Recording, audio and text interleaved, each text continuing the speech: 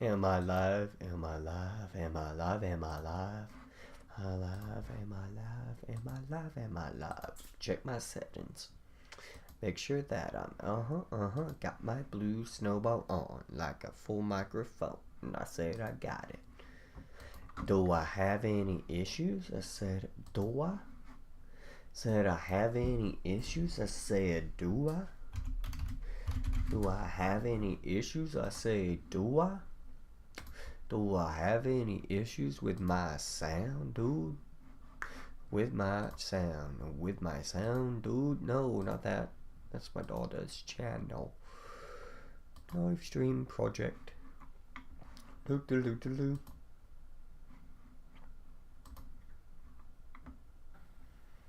Do I have any issues with my sound, dude? I don't have any issues with a sound. Good, good, good. Alright. Back to it. Now, I don't know exactly where we were when we stopped yesterday. Let's see. Or the other day, whenever I was doing it. Phase out that process. We were talking about the Shark Fin Sales Elimination Act. Typically, sharks are finned alive and their bodies are thrown back into the sea for the animal to suffocate or bleed to death.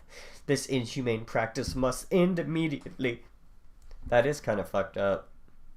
Really, really fucked up. People need to start seeing animals as like actual living beings with brains and hearts and souls. Whatever we think of as a soul for humans needs to be thought of for animals as well, I believe. Consciousness, whatever. I will continue supporting and vigorously enforcing the Marine Protection Research and Sanctuaries Act, or MPRSA, through the Environmental Protection Agency. This act will prohibit dumping into the ocean material that endangers or degrades the health of the marine environment and human beings. That's good things. That's good things. That's good things. I wish this were linked, though. I'd like to read the act. I'd like to read the act. Or at least be able to read the act so easily instead of having to copy and paste. I don't know. Complaints, complaints, complaints. But, you know, you can't always win. So, where am I at? I will support and fund environmental organizations and local groups who help with cleaning up our oceans to remove plastic and any hazardous material that pollutes the water and endangers our marine life.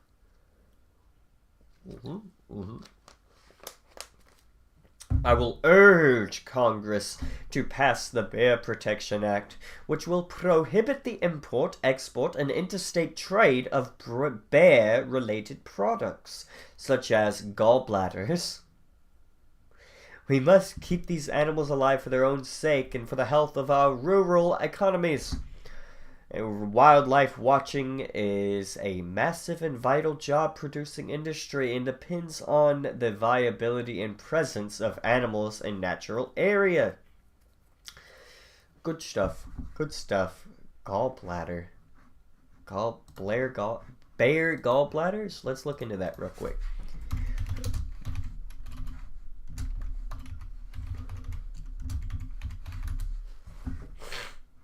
Bile bear.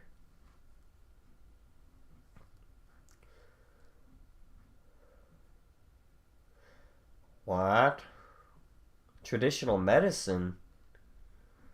What? Huh? Huh. South Korea, a bear gallbladder can bring in more than $10,000 in 1994. What?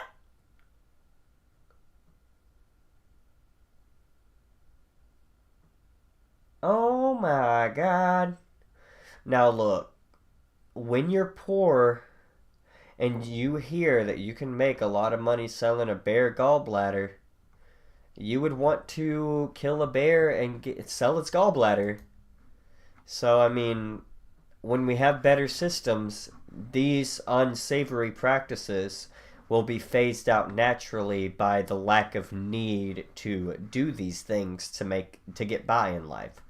So, I mean, let's hope that we're addressing some bigger issues along the way. I am very impressed so far with the layout of all of her issues, like in alphabetical order. It looks very comprehensive, and I'm sure it's not an exhaustive list of everything that she wants to do, but there is plenty here to go through and digest. Like when we looked up Joe Biden last episode, we were pretty disappointed. Only because I could not find any like actual policies or issues written on his 2024 campaign website. Joe Biden for president, official website. Maybe we won't get Dark Brandon this time. Boom. 404, pages not found when I clicked on the My Vision section, the Joe's Vision, latest plan. Like, it literally takes us to a Dark Brandon website, not found. And that's very weird and strange and a little bit funny. I like the Dark Brandon meme. Not a bad meme, but it's not what you should see under like Joe's story or Joe's vision.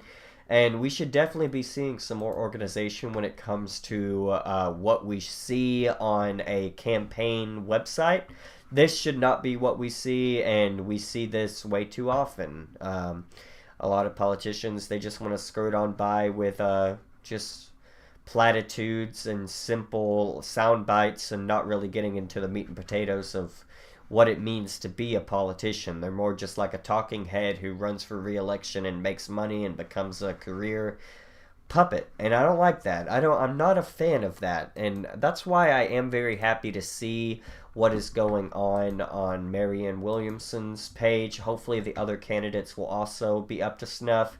But once we get through with her, we are going to move on to the next person in this article. Just to give a little bit of a view, this is going to be Dean Phillips is who we're jumping into next, and we are going to go into these three Republican candidates at least, and hopefully the independents before this election cycle is up. So I know I don't have a lot of time, so I should really get back to the meat and potatoes of what I'm doing here. So, we must reverse previous amendments to the Endangered Species Act, which removed automatic prohibitions on the harming or killing, import, and export of endangered species, and also removed the ability to designate critical habitat areas for endangered species recovery.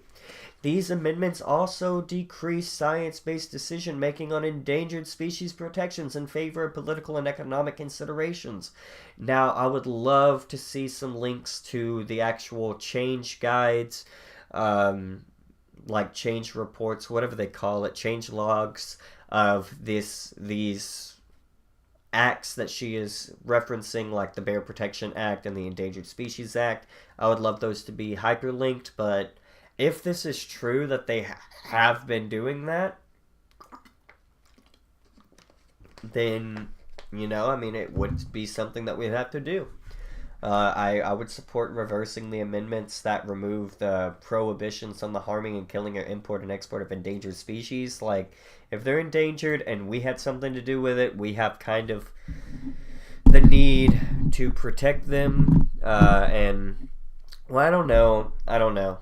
Like, I liked the idea that we are part of the natural environment, not completely separate from it, but we obviously are separate from it in some way that I can't quite put my finger on, but I could not logically defend.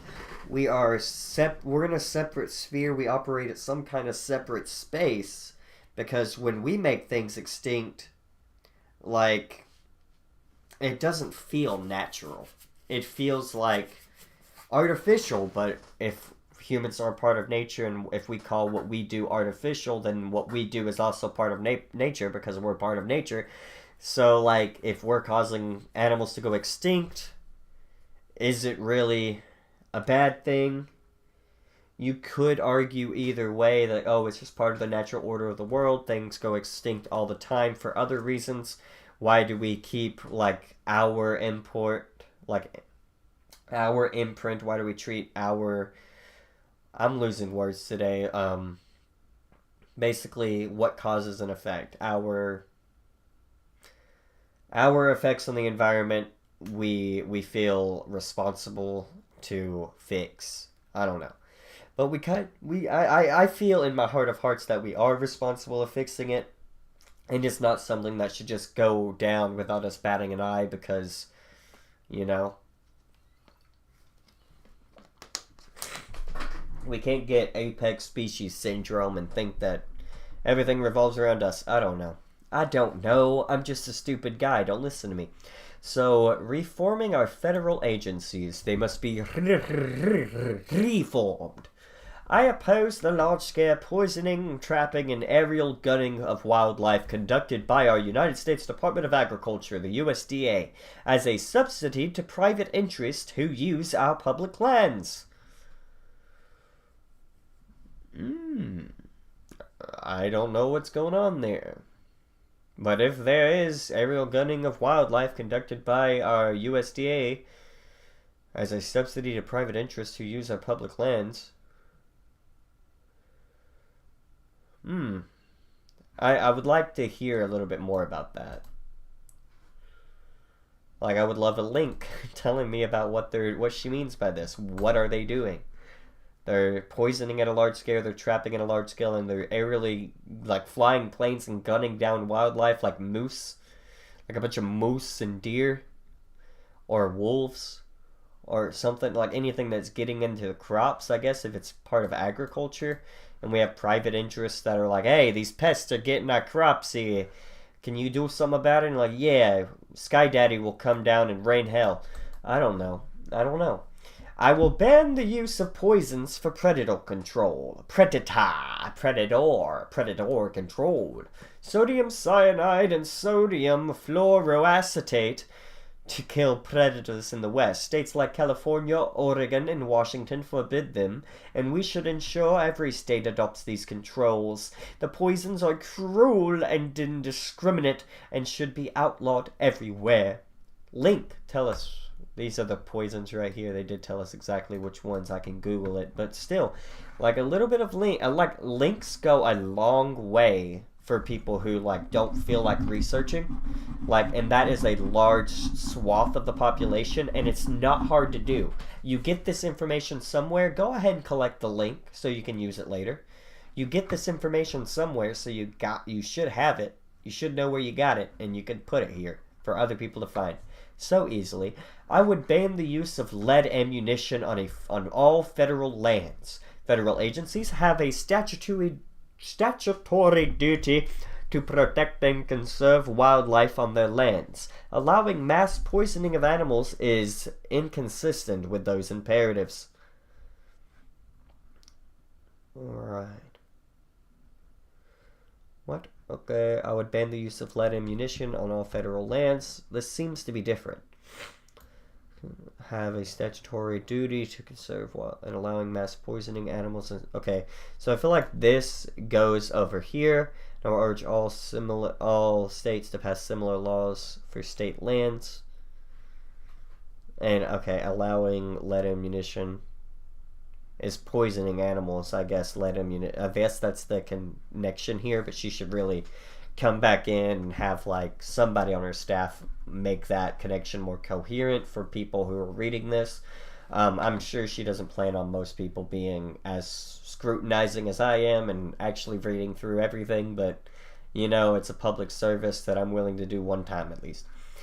I will ban all commercial trapping on national wildlife refuges. National wildlife refuges are the one category of federal land set up primarily to benefit wildlife. The use of steel-jawed, leg-hold traps, wire snares, and conibear traps are inherently inhumane and often non-selective. We should not allow market killing of wildlife on refuges, especially by inhumane means. Okay, I like that.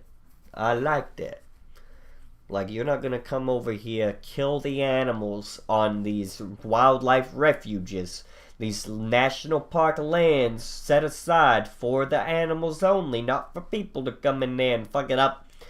You can't do it. Go back to Theodore Roosevelt. Big boy on conservation. Alright.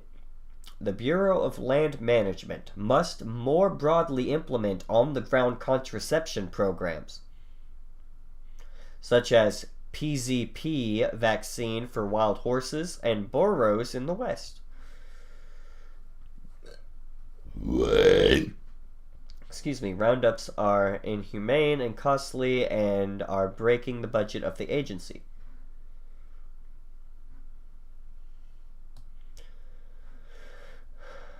On-the-ground contraception programs. Let's look that up and see what she means.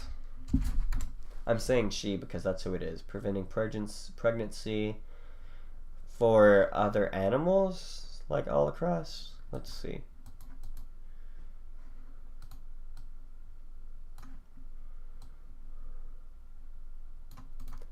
Copy.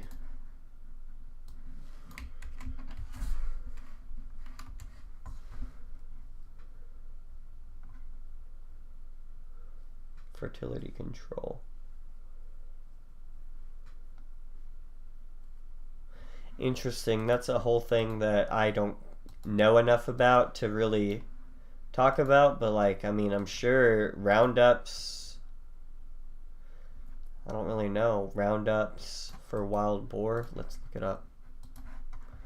Like, as they're saying, it's not cost effective.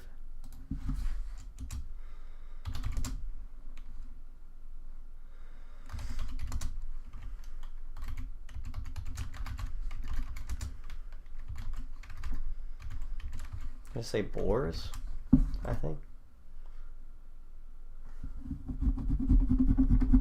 Gathers. They are a blunt instrument wielded as part of a costly... Oh my god. What?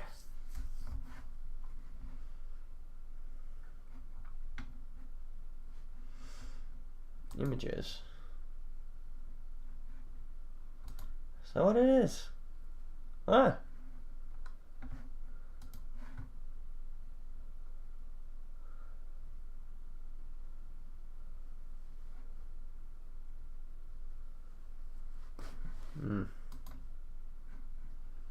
Let's see. Blunt instrument.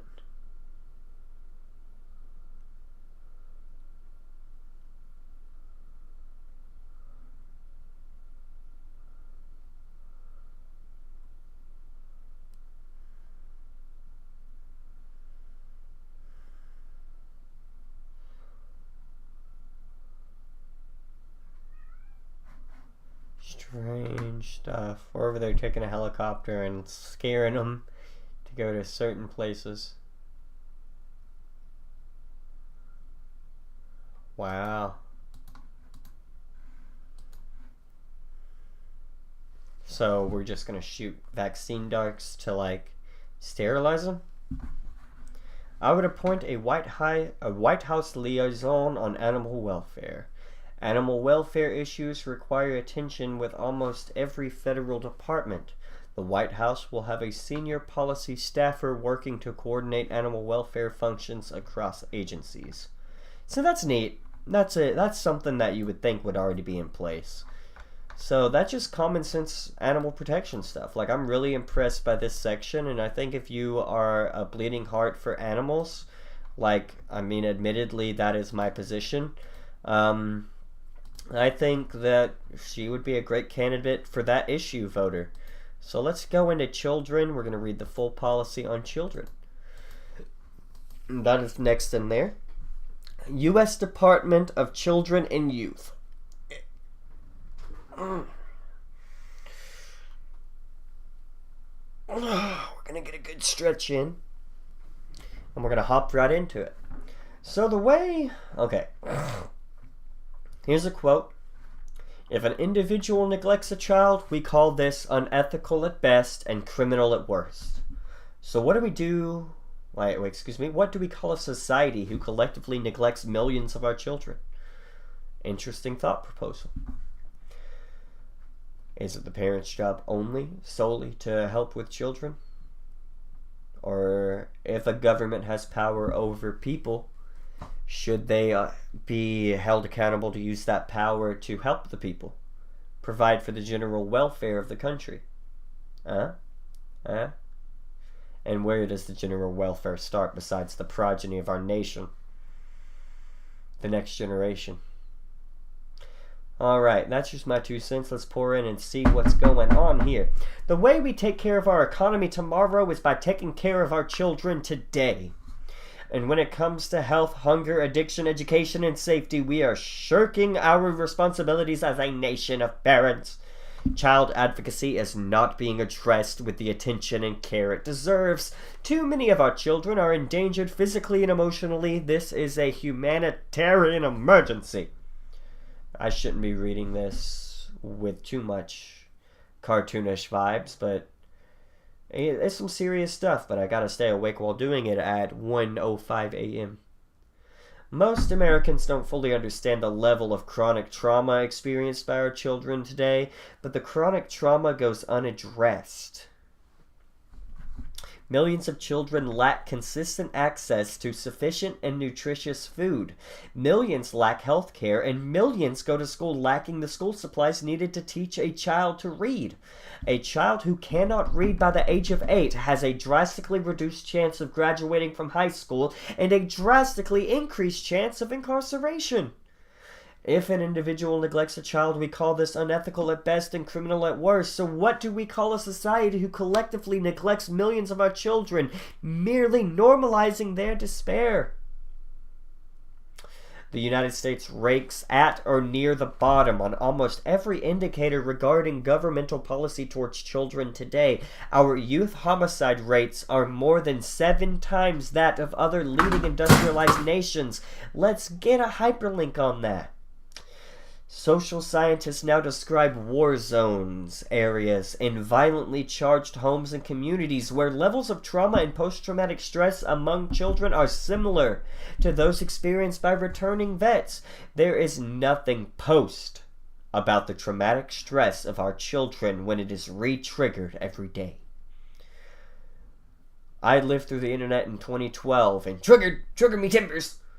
Sorry, I had to get it out of my system. But this is important stuff. This is important stuff. Give us some links to studies. It's not that I don't believe you. It's just that I fear that some people may not. And I would love to see the numbers as well. Because am I going to go looking? I'm an American. Hell no. But I don't know. Don't listen to me.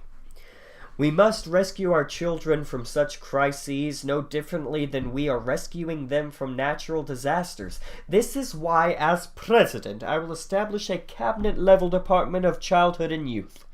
Our economic system has developed a time when women had little or no choice within the public sphere, and taking care of children was considered women's work. In addition, there was none of the scientific evidence we have today that so much brain power is stored in the brain of a child under the age of 10. We know now that a child's brain is infinitely more flexible, emotionally intelligent, and capable of learning and retaining information than in adults. The neuroplasticity in the brain of a child is at its height before the age of 8. As a consequence, I would call for a massive realignment of investment in the direction of children. Every school, every library, every community should have a place where learning, nature, the arts, and all forms of sustainable living are celebrated and fostered. Cannot agree more. That was a beautiful thing. This is what we need to see more of. How is this not more widespread? How is this not more widespread? It's good stuff. Child advocacy. A small child can't feed, clothe, or educate herself. Children cannot vote against special interests that profit financially from activities that harm their health, deny them education, or profit off of their problems. Advocacy for our children isn't a charity issue, it's a justice issue. The United States, is the only country in the world that funds its education system through property taxes, thereby ensuring that children in a poorer neighborhood will get a poorer education. Even where states do their best to compensate for the disparity, the gaps are appalling. That is kind of wild. School funding through property taxes, that is kind of wild. Wild. Since Our government has increasingly aligned itself with the interest of corporate power above the needs of its people. It shouldn't surprise no one that the interest of children fall to the lowest spot on its priority list. Youth advocacy groups are no match for the economic clout accorded to corporate interest. Maybe afforded would be a better word. I would like that more, I think, in that context. And this is hardly good economics. If our goal were true long-range economic planning, there would not be one American in early childhood with anything less than the best quality healthcare, education, and food. God damn it. To ask for that doesn't mean we're asking too much. There is no lack of money to do this. There is simply too much money going elsewhere. Too much money going, too much money going elsewhere. Too much money going elsewhere. Too much money going elsewhere. Too much money. I don't know what I'm doing, man. Come on. The beginning of any system is all important. And that is what childhood is. Once a beginning is set, things are far more difficult to change afterward. Economic justice for women and children. As long as there is a dearth of women in positions of political power, this chronic tilting of American priorities towards short-term economic interest as opposed to humanitarian values is understandable. Doth probably means like a scarce amount of, let's see, let's look it up. We're gonna get some education today. Get some education. A scarcity or lack of, look at that, hit it on the head, motherfucker, to the name, bitch. Alright, it's understandable. Understandable. As long as women are basically invisible, children are invisible as well. But women are taking more and more power in every election. A Williamson administration will not only be a victory for women, but it will also be a victory for our children and for our nation's future. Hell yeah, hell yeah, hell yeah. Specifics. Now let's get specific on your ass. A Williamson administration will champion proper prenatal care regardless of ability to pay. God damn it. Proper health care for pregnant women, god damn it, and maternal and paternal leave. How long though? Paternal and maternal leave. How long though? I wish these were open up to bigger and more shit. That would be really cool. Ooh, interesting stuff. I am very interested in that. Let's see. Alright. Proper health care for pregnant women, maternal and paternal leave, universal child care, and universal pre-K. Good stuff. Elementary schools and secondary schools of higher caliber for every American student. Good stuff, good stuff, good stuff. Nutritional excellence in food that is served and sold at public schools. Good stuff. Mindfulness training in the schools. Good stuff. Full wraparound the anti-trauma services for at-risk youth and their families. Conflict resolution, restorative justice, peace creation training, substance abuse treatment and family counseling for families in need, mental health and non-pharmaceutical services for children, best practices of all kinds in schools and communities that properly tend to children. Excuse me. Encourage Congress to pass the American Opportunity Accounts Act, instituting a baby bond program that invests in our citizens starting at birth. Interesting. Now this is the first hyperlink we get.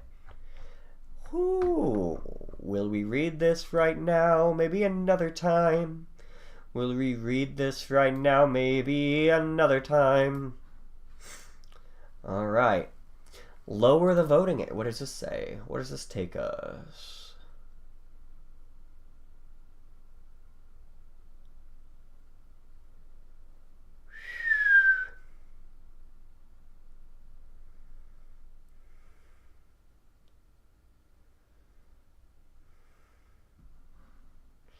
They are becoming a lot more educated and informed more easily. Honestly, 16 and 17-year-olds may have the most time out of anybody to understand what is actually going on. However, like on a theoretical level, as someone who is coming into the workforce, as someone who is a budding human, they can make choices and elect people who serve the best interest of a life that they have to live, and not like the best things to do, like, oh, I'm only going to be around for 20 more years, so let's worry about the short term. What would help me? If they were self-motivated 16 and 17-year-olds, they would be motivated towards sustainability because they plan on being around longer. There's no use in sustainability for a selfish old person, but a selfish young person, they automatically are looking out for everybody because that helps them too. But if you're old and selfish, you're only looking out for you, even if it's at the expense of everybody else. Sustainability means nothing. Short-term excess means everything. So, it is very interesting. They get a very theoretical perspective. They're not out there fully yet. But maybe that's a good thing. That's a good demographic to have represented. Now, how that would actually change the demographics fully as voting, I would have to look at the numbers. But that is very interesting. Very interesting. Ensure the participation in the electoral process. Wow. However, with this needs to come better education about and media literacy, which I think younger people have a tendency to have better media literacy anyways because of the way that they've grown up with the internet. However, I guess older people on the internet, they're always really bad at navigating it because they're used to having their information fed to them. So when it's fed to them by bad sources, they just accept it because they're used to having it fed to them by quote-unquote reputable media. But kids, they've always known that there's shit posting online, there's trolls online, there's people who are just putting out false information online, and they know that if they're going to believe something, they should do their own research. I'm making a no true Scotsman's fallacy here, saying no child who's 16 now will think like, oh, I see that and I believe that. But, I mean, kind of the trends I'm seeing, at least from a personal standpoint, I cannot give you like actual data and statistics backing that up, but I believe people are getting better at understanding and processing information as time goes on. Are we all getting caught in the doom scroll? Yes. Is that...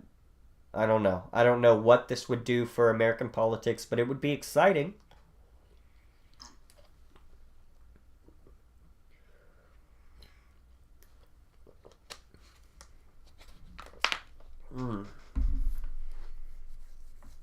It'd be exciting. The long-term benefits to these investments are incalculable. But what? But that's not why we need to make such investments. We need to do them for our very survival. Right? Right on.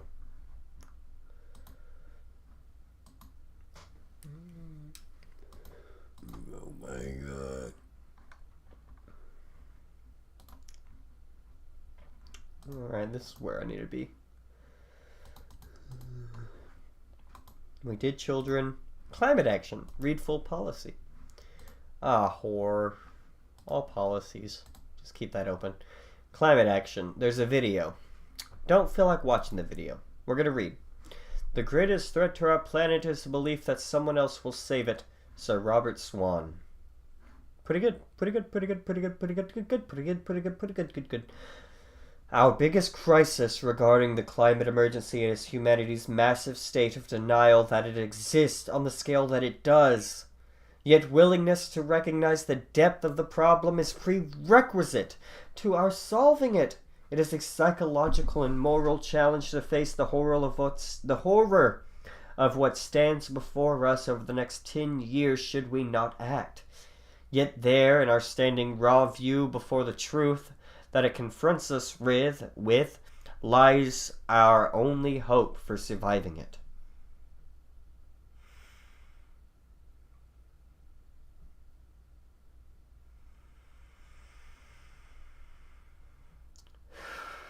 And our environmental crisis is not only climate, it is also water, air, food, and soil.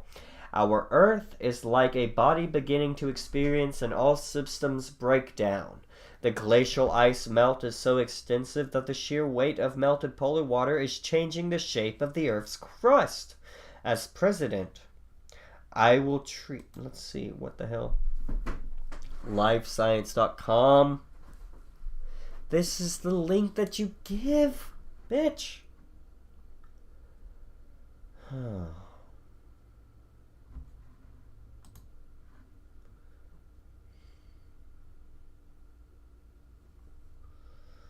There are better links to give. Maybe this is a good website. It's by Stephanie Pappas. I don't know anything about Stephanie Pappas' work. But you link to a .com, which a lot of people have been told not to believe in. About Us as part of the Future US Inc., an international media group and a leading digital publisher. Very disappointed to see this as the link. But you know, I mean, at least it's a starting point.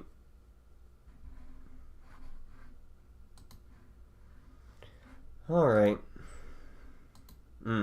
Okay. As president, I will treat this problem holistically. Global warming harms the weather patterns, which harms agriculture and animals, which harms people's capacity to live in certain areas, which harms the city to rural ratio, which harms social stability, which creates a refugee crisis, which all together lead toward untold catastrophe.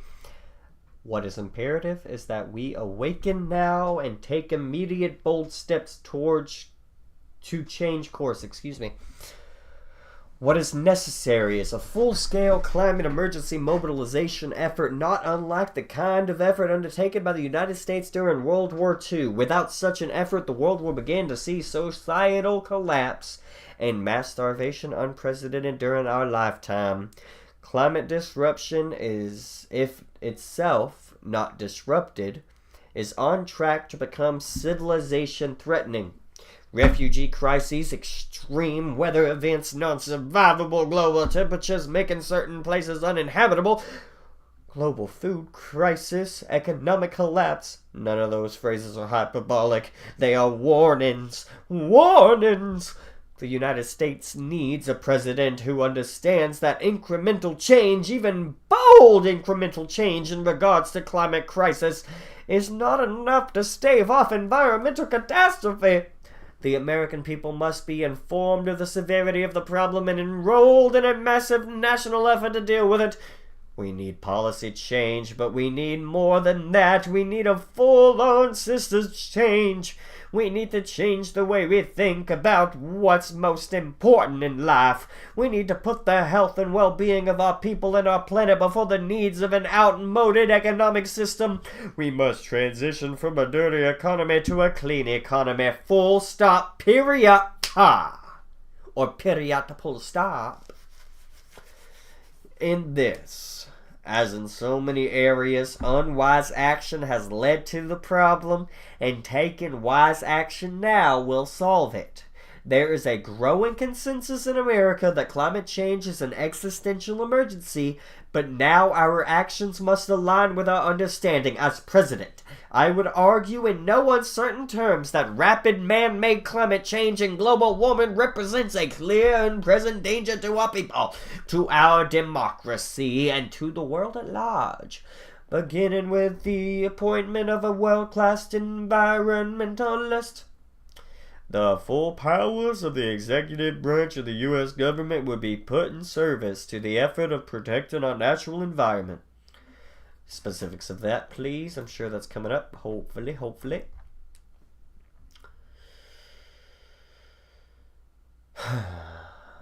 As president, I will do more than direct a mass mobilization of technological efforts necessary to stave off climate catastrophe. I will harness a mass mobilization of the American people, for that will be necessary for us to achieve the kind of buy-in necessary to allow such massive change as is needed to occur. This cannot be a left versus right, Democrat versus Republican, socialism versus capitalism conversation. It is a survival versus full-scale human destruction conversation, goddammit. And when the American people awaken to this, then the American people will do what it takes to handle the challenge that confronts us. No president will be able to take the steps that are truly necessary without that buy-in. In fighting World War II, we were neither Republicans nor Democrats. We were Americans, by God. In staving off climate catastrophe, we are neither Republicans or Democrats either. We are patriotic Americans and responsible human beings. The United States and the world must take unprecedented action between now and 2030 to actually bring the carbon we put in the atmosphere back into the earth where it came from, to reforest and transform our dirt back into soil on our farms, restore wetlands, peatlands, and increase phytoplankton in fisheries, among other critical measures. And it gives a little happy hyperlink under other critical measures. The evidence is clear, goddammit. The time for action is now. We can halve emissions by 2030. Somebody read this so I don't have to. Somebody read this so I don't have to. Somebody read this so I don't have to. That's what I'm doing for you. I will read that later. Later is not today. I want to get through her policies only. The recent Intergovernmental Panel on Climate Change IPCC report and the 5th U.S. National Climate Assessment draft describe the dire consequences for failing to act to protect our population, our economy, and our world from climate change. We are already seeing refugees fleeing extreme weather disasters, causing human calamities, unrest, and conflict. However, these reports are simultaneously underscore the enormous opportunities for this nation if we lead in developing and adopting innovations.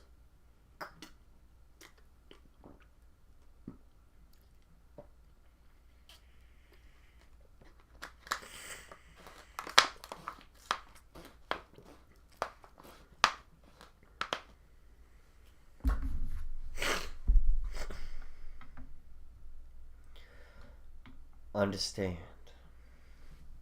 There's a link to refugees here. Pakistan floods.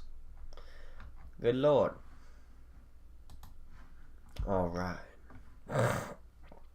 Most of the debate right now focuses on keeping the temperature rises around 1.5 or 2 degrees Celsius. But that is not sustainable.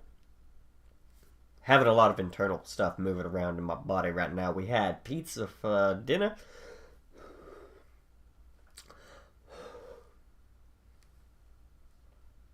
Understand. We actually need to reverse the warming trends while shifting away from fossil fuels towards cleaner energy sources gets the bulk of our attention in this area. There are numerous approaches we must take in multiple sectors to address climate change. Other critical areas include reducing food waste, promoting a plant-rich diet, promoting tropical forests, proper land management, regenerative agriculture, and refrigerant management, among others. Even seemingly unrelated issues like educating women globally and family planning are known to be an important part of the solution. Under a Williamson administration, we will take a full systems approach, helping to reverse global warming and lead the planet towards long-term sustainability. Energy. Transforming our energy sector is, of course, a critical component. America must step up and be the leader in the clean energy transition, not only to save our planet, but to economically revitalize our country. Our continued reliance on fossil fuels, coal, oil, and natural gas is holding back a new clean energy revolution that could benefit our economy, environment, and collective public health. Furthermore, fossil fuel companies not only pollute our air and water, damage our health, and accelerate global warming, they have also polluted our political system for far too long. As a result of energy industry lobbying and campaign contributions, the federal government supports the use of fossil fuels and hands out massive tax breaks and subsidies to companies that are already among the most profitable in the world. U.S. fossil fuel producing companies rake in hundreds of billions in revenue every year with huge profit margins, yet we still subsidize them by tens of billions of dollars annually. Corruption, both legalized and unvarnished, makes it extremely difficult to take on the power of the energy-producing giants.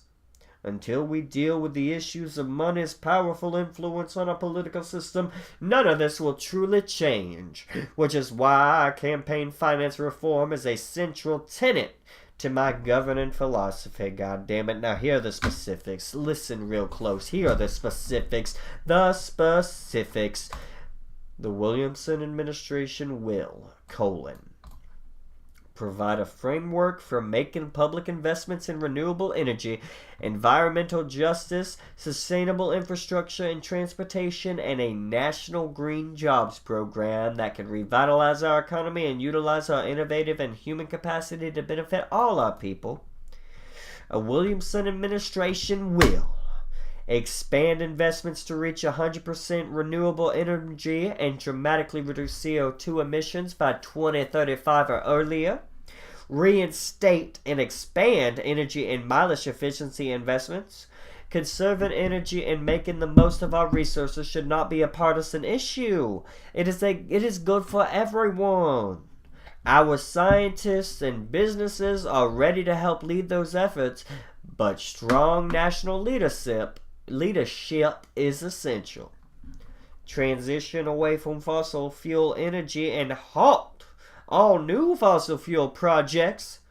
We must eliminate all fossil fuel subsidies and transfer those funds into climate investments by the federal government and invest in wind and solar energy. Restart the Clean Power Plan to protect our health and clean air, while rapidly phasing out coal, which is costly, harmful to the air we breathe, and to the land and water where it is mined and burned.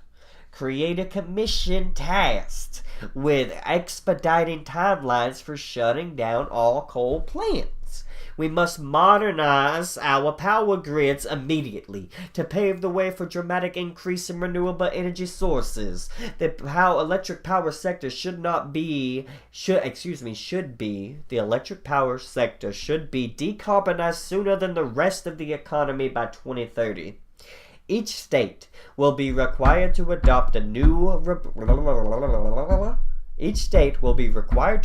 renewable portfolio standard, which would start at the level of renewable electricity supplies in that state to taper up to 100% by 2040. Electricity suppliers should be fined if they fall behind each year's target. They would be, not should be, they will be. God damn it. What, a slap on the wrist?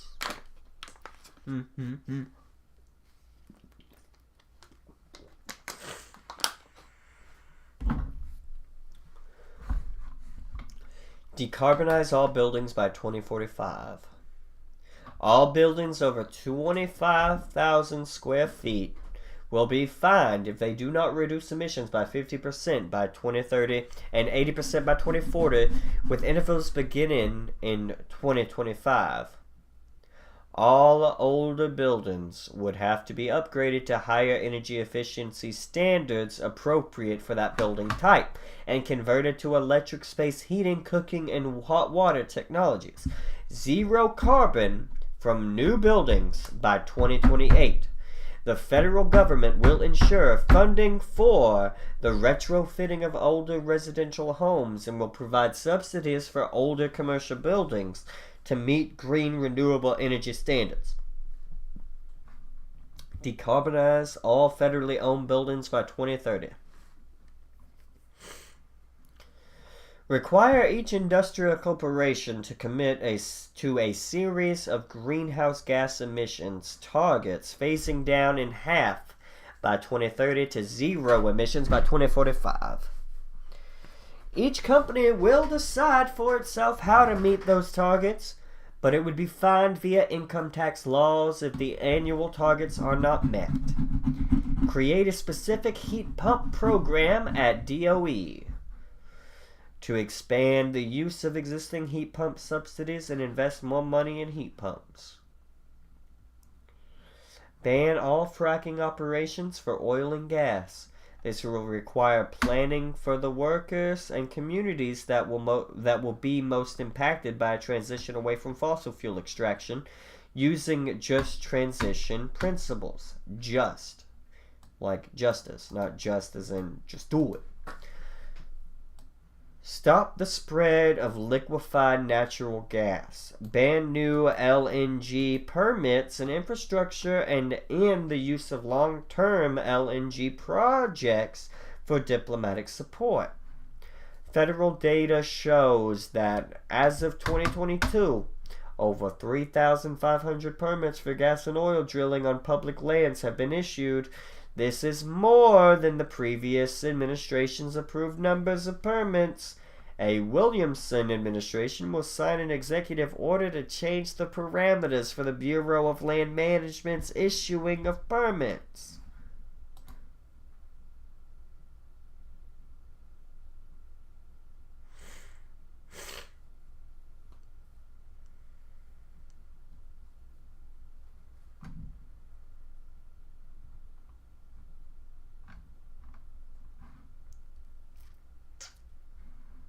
This is on the screen if you want to pause and take a read.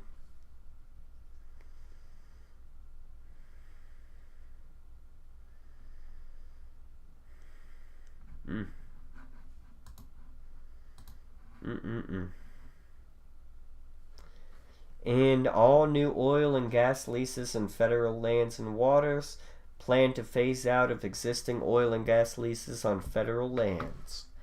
Further investment in nuclear fusion technology as an alternative to meet nuclear energy needs. We did just now get more energy out than we put into a nuclear fusion reaction.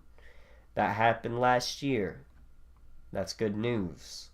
That's fantastic news. Gorgeous news. You hear me? Gorgeous. Gorgeous news. Ban concentrated animal feeding operations, CAFOs. Address emissions and other pollution caused by huge agribusinesses. Massive factory farms not only threaten and destroy the livelihoods of family farmers, but they are also the largest producer of the most dangerous greenhouse gases, methane and nitrous oxide. Research suggests that even if we eliminate all fossil fuel use, we will still exceed our atmosphere's ability to repair itself due to large agribusiness practices. We must break up these conglomerates, return farming to families instead of factories, and explore every means possible of reducing the impact of animal agriculture on our environment. Increase research and development on new technologies. We do not need to wait for this research. Adequate technologies are currently available to proceed to strongly mitigate climate change, but it is important for more research in the long run so that we continue to move to eliminate greenhouse gas emissions and reverse global warming as the situation gets worse and worse. The transition to a green economy must be a just one, for there are thousands of American workers who will be transitioning their skills from one energy sector to another. The highest priority will be given to lateral moves wherever possible, enabling workers to repurpose their skills and expertise. For those who wish, we will create a program to give 5 years of full pay and benefits to those who have spent their career in the fossil fuel industry. This will include a bridge to retirement for older workers, establish a new Office of Ecological Restoration at polluted sites to hire fossil fuel industry workers to clean up the sites they worked, ensure that workers currently working in the fossil fuel industries be accepted in new job training programs for renewable energy industries and building renovation and the building renovation industry. In addition, we will work with universities, community colleges, and trade schools to develop education programs to help bring in people for the new industries and jobs. When it comes to transportation, the Williamson administration will change the ratio of federal funds for highways to transit to 50-50. Phase out the sales of new fossil fuel vehicles by 2035, and by 2050 we will remove fossil fuel burning vehicles from our roads. And we may consider an exception for historical vehicles, schools, and museums for educational purposes. Accelerate the production of electric vehicles, invest in charging infrastructure and continue efforts to maximize fuel efficiency until we can move away from internal combustion engines altogether. All parking spaces on either private or public land would have to have access to electric charging stations by 2035.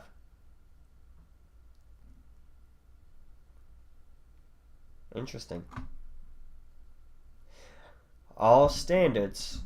Set standards so that heavy-duty trucks either use electricity or more sustainable biofuels by 2035. All diesel vehicles will be retired by 2050. Require electrification of all railways by 2040, both passenger and freight. Establish a federal high-speed rail program at the FTA. Triple the budget of the Federal Transit Administration to expand investments in electric bus, rapid transit, and light rail transit systems with excellent design standards in line with the best systems in the world. Deploy federal transportation funds to fully empower our cities and public mass transit systems and walkable and bikeable communities. Ensure railroad safety to prevent environmental disasters. Mandate two-man crews. Reduce maximum car length to 8,500 feet. Ban precision scheduled railroading. Ban transport of liquefied natural gas by railroads, reinstating a rule eliminated by President Trump. Interesting stuff. When it comes to an economics of decarbonizing the earth, the Williamson administration will put a price on carbon to send a sustained market signal to pay for the external damage done by these fuels.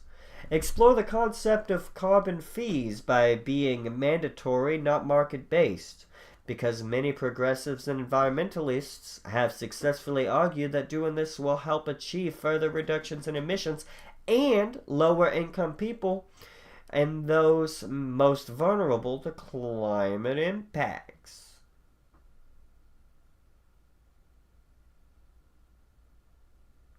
Will help lower income people, I'm assuming is where the and is.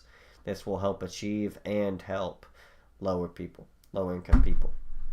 Explore every means of developing our economy so that it encourages the sequestering of excess carbon and currently in the atmosphere and bringing that carbon back down to Earth.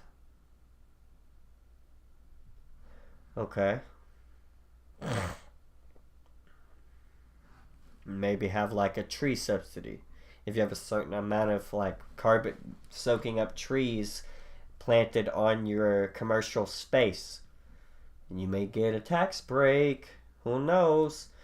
Employ every resource to restore our forests and oceans and promote sustainable agricultural and ranching practices. When it comes to climate justice and preparation, the Williamson administration will work with Congress to ensure that the Environmental Protection Agency is fully funded, staffed, and protected from any corporate assault through the courts of Congress.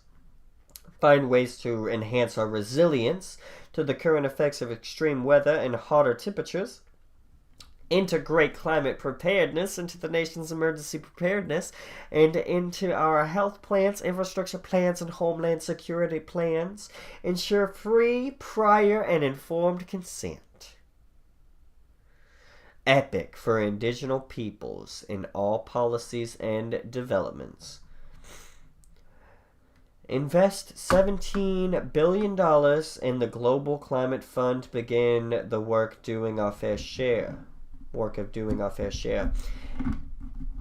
Ensure that the mobilization creates high-quality union jobs that pay prevailing wages, hire local workers, offer training and advancement opportunities, and guarantee wage and benefit parity for workers affected by the transition. Addressing the U.S. military pollution. When it comes to greenhouse gases and pollution, the U.S. military is the _1 non-state polluter in the world. And if the U.S. military were a nation, it would rank among the 25 largest polluters. A Williamson administration will.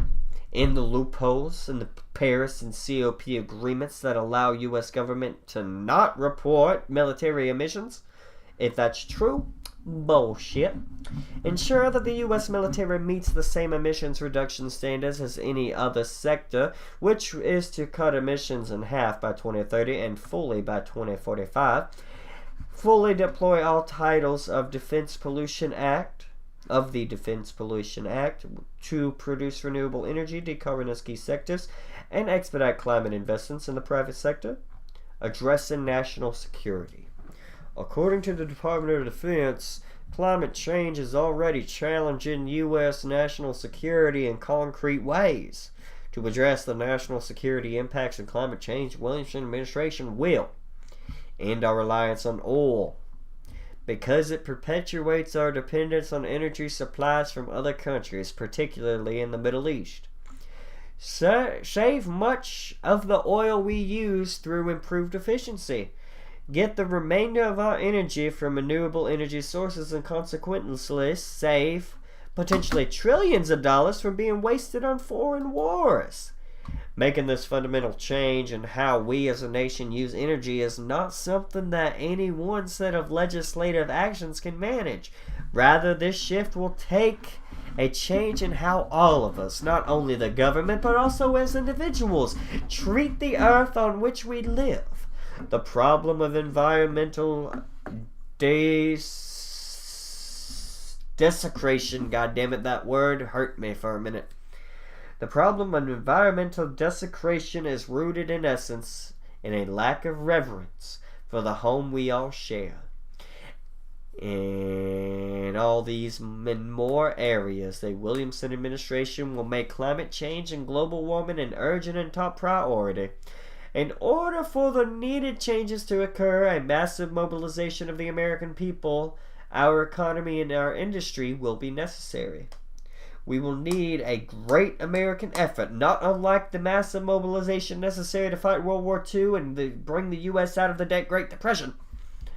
Our task is to build a green new century. Ultimately, we need this for all the world. And the United States should lead the way, by God. It's pretty good stuff right there. Pretty good stuff right there. Pretty. Crime prevention.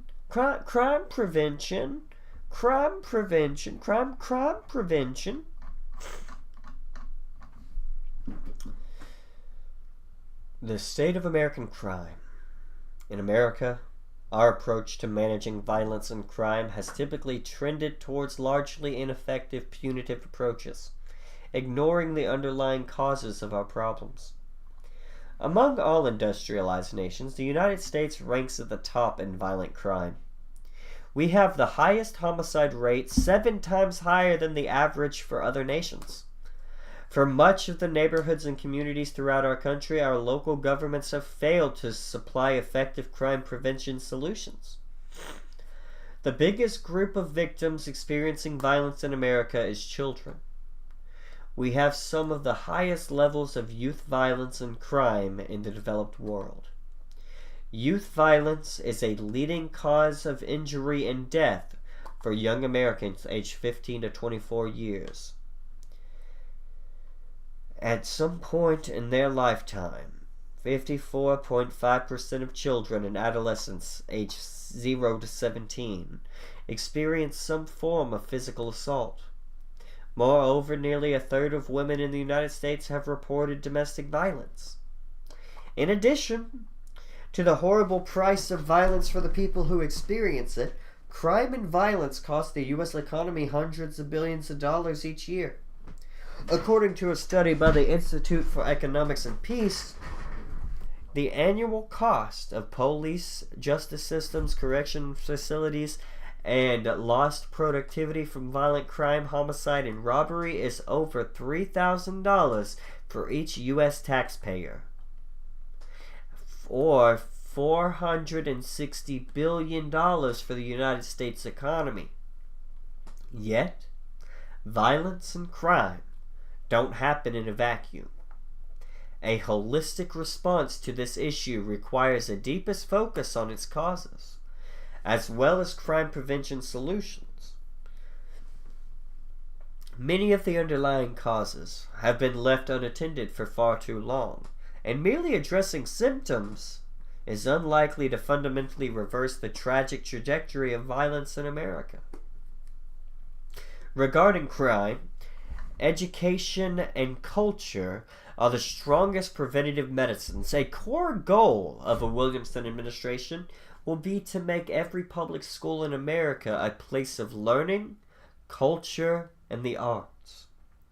In addition, we will revert to free tuition at state colleges and public universities, as was true until the mid-1960s.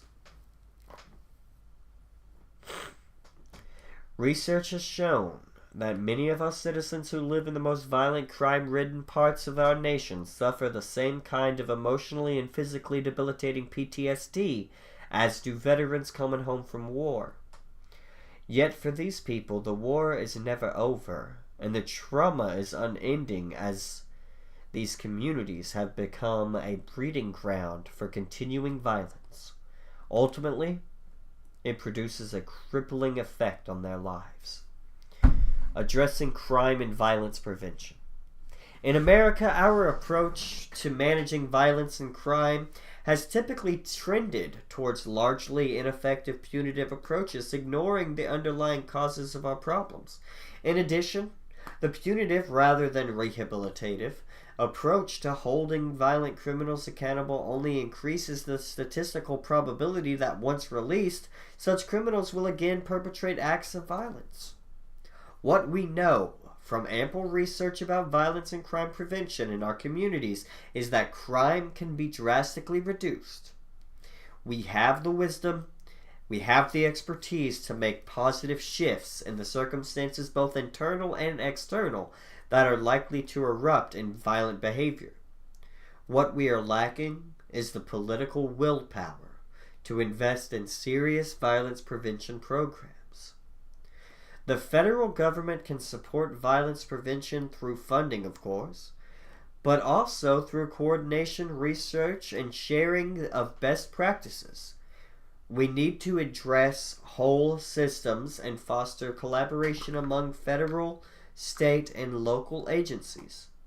Cities need strategic plans to prevent violence and coordinated efforts across multiple sectors to communicate with each other and community members. A Williamson presidency would initiate a far more serious, strategized focus on violence prevention as a response to violence and crime in America. Now listen, effective solutions to crime and violence. Improve community outreach. The Williamson administration will fund and increase the number of community outreach social workers, particularly in underserved neighborhoods. We must also ensure that the social workers responding to crisis are part of the same communities they help.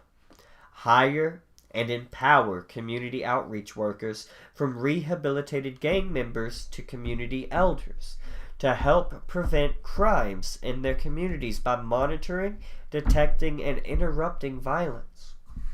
Trauma-informed child and family service systems. A Williamson administration will create an approach in which all parties involved in a child's life recognize and respond to the impact of the child's traumatic stress. Create wraparound programs by ensuring public-private partnerships to provide health care and management services. Wraparound programs are collaborations between state or local government agencies and organizations that provide behavioral health care and management services. Providing wraparound services requires effective coordination and highly trained staff with sufficient time and resources to address complex cases. Police and at-risk youth relationship building. The Williamson administration will fund workshops and intensive retreats so that law enforcement can begin repairing and building relationships with communities that they serve, especially with the at-risk youth, in order to reduce disproportionate negative interactions that lead to arrests.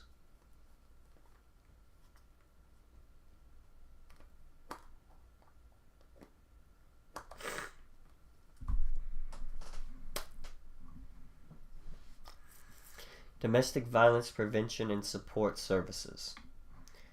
Blah, blah, blah. The Williamson administration will increase governmental support for families coping with the trauma of domestic violence. Such support will include emergency housing, emotional support, and tools that allow individuals and families to move forward personally and professionally. That didn't do anything. I just want dark mode.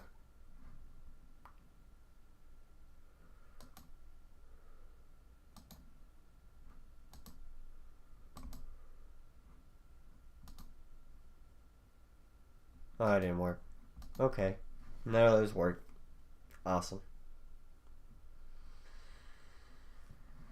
And tools that allow individuals and families to move forward personally and professionally. Life skills. Encourage and fund in schools and at the community level the teaching of social and emotional learning modalities that engender self-awareness, empathy, impulse control, motivation, and nonviolent communication and social skills. That's important. That's important. Mentoring. Increase funding at the national and local levels for peer-to-peer or adult-to-youth mentoring, which has been shown to be exceptionally effective at empowering students to succeed. Community policing. Williamson administration will end the reliance on police and law enforcement to handle homelessness, mental health crises, and other nonviolent situations. Treat addiction as a public health rather than a criminal issue, providing more funding for resources such as treatment centers and needle exchange programs to care for those addicted. Incarceration is not an appropriate response to drug addiction. Fully agree. Like, what is that going to do? What is that going to do? If they're being violent while on drugs, sure, do what you need to do to treat the violence, but please rehabilitate, help them, don't hurt them because hurt people hurt people. Do the healing that needs to be done to actually heal the community. Provide prevention resources instead of law enforcement to ensure minimal child and youth interaction with law enforcement. Increase funding for community resources that reduces the over-policing in our communities while providing community-based solutions that address their needs before utilizing law enforcement. Ensure a robust oversight to hold law enforcement accountable whenever they break the law. We must end qualified immunity. Quality after-school and out-of-school programming. They will. Provide resources for youth to engage in positive activities in their communities, both after school and outside of school, so that these habits become principles and skills that students can carry with them for the rest of their lives.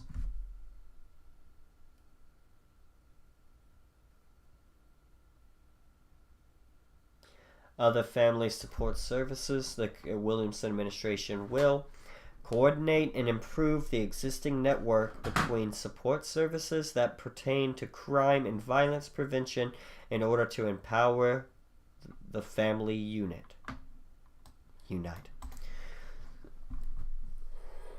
It's a big website, of course, typos will happen. In addition, as Presidente, I will support the establishment of the U.S. Department of Peace in order to coordinate domestic violence prevention efforts in conjunction with the Department of Justice and other relevant agencies. Throughout America, there are extraordinary and extraordinarily successful peace-building efforts whose efficacy would be exponentially increased through a higher level of coordination and government support. Aligning federal initiatives, establishing joint funding streams, coordinating data systems, and sharing evaluation strategies with our states, cities, and communities would give sophisticated techniques of violence preventions to the primacy they deserve. In conclusion, while some would argue that these crime prevention programs cost too much, the reality is that they decrease the losses caused by the violence in the U.S. economy. A study by nonpartisan Washington State Institute for Public Policy found that diversion and mentoring programs produced a $3.36 of benefits for every dollar spent. Aggression replacement training produced $10 of benefits for every dollar spent. A multi-systemic therapy produced $13 of benefits for every dollar spent in terms of reduced violence, crime, and cost to taxpayers. However, no matter how much we do prevent violence in the aforementioned ways, what matters as well is the realization that economic injustice of itself is a form of violence. Large groups of desperate people are a national security risk, whether in a corner of an American city or elsewhere or anywhere else in the world. Desperate people do desperate things. Ameliorating human despair is not just a sacred obligation of right living. It is the most powerful technique as well for the healing of our societies. Beautiful. Beautiful stuff. Poetic even. Criminal justice. Do you know? Got the criminal justice. Criminal justice and legal reform towards restorative justice. Here's a quote. Criminal justice has become both a political and moral disaster. America's criminal justice system creates just results for some people, but it is terribly unjust for far too many others. Research has shown that our history of tough-on-crime laws have been directly responsible for America becoming the most incarcerated nation in the industrialized world.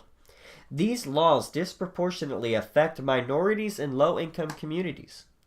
And because we do so little to rehabilitate those who are incarcerated, we have created a revolving door at our jails and prisons. Within 5 years of their release, 3/4 of formerly incarcerated persons are arrested again, usually for minor infractions.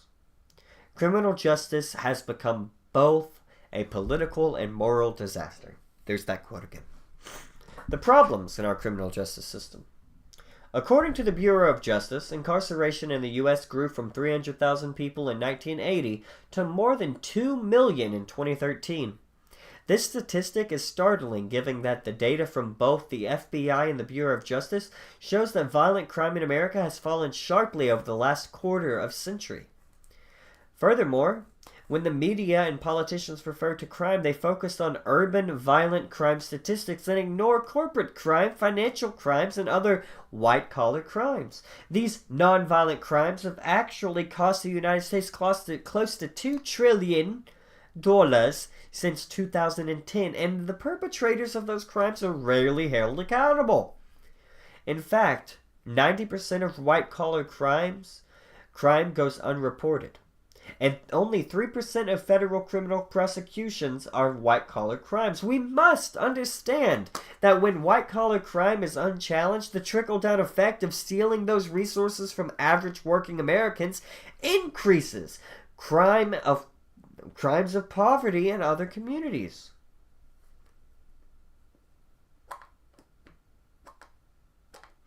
So, white-collar crimes is the stealing and hoarding of resources from the average working class American, and it increases the crimes of poverty. She's saying that there are certain crimes you do when you are desperate, and the perpetuation of white collar crime definitely has a hand in the perpetuation of desperate crime, which happens to be violent most times. Our criminal system has disproportionately targeted black communities and Latinos, who have the highest likelihood of facing the most strict prison sentences. According to the U.S. Sentencing Commission report, the prison sentences of black men are 20% longer than white men for similar crimes. Today, America is incarcerating black people at a higher proportion than South Africa did at the height of apartheid. Currently, there are more black men behind bars than there were enslaved in 1850. It is wrong to ignore the racial element involved in systemic criminal injustices. Black mothers and fathers all over America feel the need to teach their children, particularly their sons, how to avoid the unequal application of criminal justice in the United States. The trend of incarcerating people rather than addressing the systemic problems that plague their communities is a fundamental wrong in America that we must correct. Addressing the destruction caused by wrongful convictions in the United States is critical to achieving racial and economic justice and extending the compassion necessary to help heal our fellow human beings and their families from the times when our system has failed. Experts calculate that 1.2 million people currently incarcerated in U.S. prisons, approximately 4 to 6%, are actually innocent of the crimes for which they are serving prison sentences.